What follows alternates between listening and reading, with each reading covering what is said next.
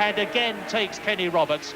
Cork Ballington out, who might conceivably have won, and there's no doubt about the fact that Ballington is out. In fourth position is Bernard Foe, who has moved up. In fifth position it is Mark Fontaine. In sixth position it's Bert van Dulmen. In seventh position it is Stu Avant. And in eighth position it is Ikujira Takai, the Japanese rider. And the battle for the lead continues. Down Hanger Straight, Roberts, Mamela and Middelburg.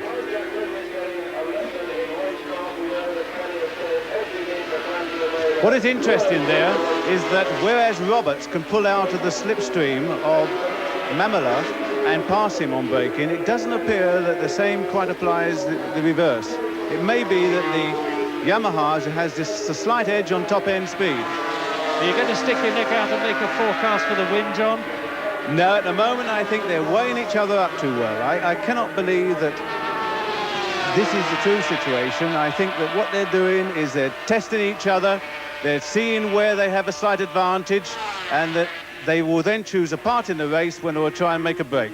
And the great news for British motorcycle enthusiasts is that Dave Potter is up into 7th place, the man who won the Superbike Championship, and Middelburg waves. The man Potter is up into 7th place, notwithstanding the fact that he is riding with a broken bone and in great pain in his left arm, and has a special tummy pad to take the braking stresses from the Yamaha here at Silverstone, and they are very considerable. The lap speeds are going down slightly, and Middelburg goes up. Middelburg moves up ahead of Mamela. Tremendous stuff at the front on lap 22. We're getting towards the closing stages of the race, and the pace is not diminishing at all. In fourth position still Bernard Foe. Let's not forget there's a lot of other riders. There is Foe, and right with him, number 16 in fifth position is Mark Fontaine. So there's just a closer battle for fourth position as there is for first, second and third, and it's these two Frenchmen who are battling, and behind them is Bert van Dulmen. So there are two Dutchmen in the first 6 places. Middelburg, who is third, van Dulmen, who is 6th. And Middelburg is the third of these 3. Roberts leads this time, Mamela second this time. Middelburg is still third, and they're coming up to close and lap yet another tail-ender. And this is the critical point. It's a point of how they will get out of Club Corner and take the acceleration under the bridge down here into Woodcote. Because remember that dice with Barry... Remember the dice which took place with Barry some years ago? That was a critical point. And it does look as if the Yamaha has just a slight edge on top-end speed. Mind you, the Suzukis were fitted with bigger bore carburetors and a different exhaust system to try and improve the top-end speed for this particular race. 1 minute 33.01, incredible consistency. That lap time from Kenny Roberts, 113.3 to the nearest 100th of a second. After 23 laps, there's the order. It's a 28-lap race.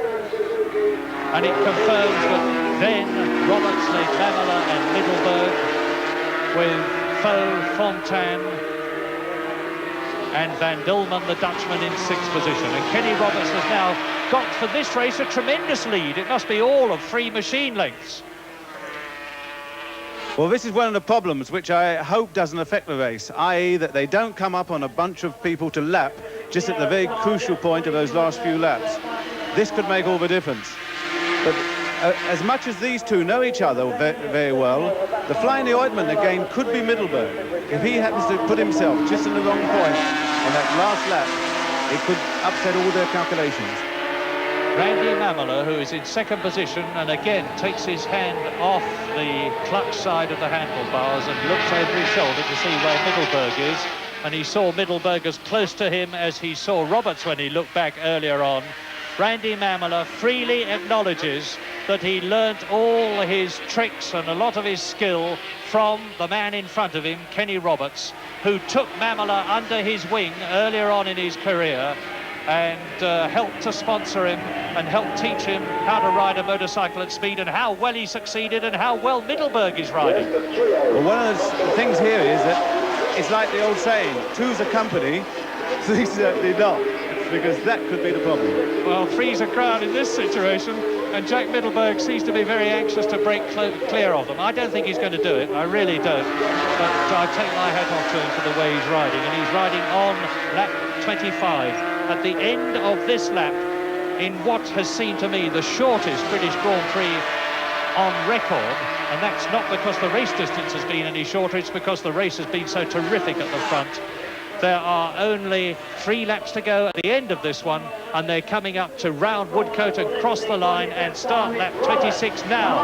They being Roberts, Mamola, Middleburg, then a long gap before number 10, Bernard Foe, goes through, followed very closely by Mark Fontaine, followed at a respectful distance by Boat van Dulmen.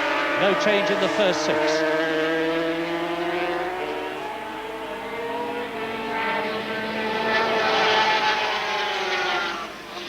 The first 3 have gone, and soon Bernard Foe should come into the picture, and that shows you how long a gap there is between the battle for the lead and the battle for 4th and 5th, and still Foe and Fontaine had not appeared as the leaders start to streak.